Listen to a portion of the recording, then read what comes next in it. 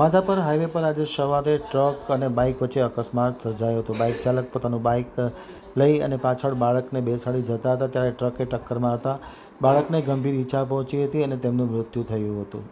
Police ઘટના સ્થળે દોડી ગઈ છે.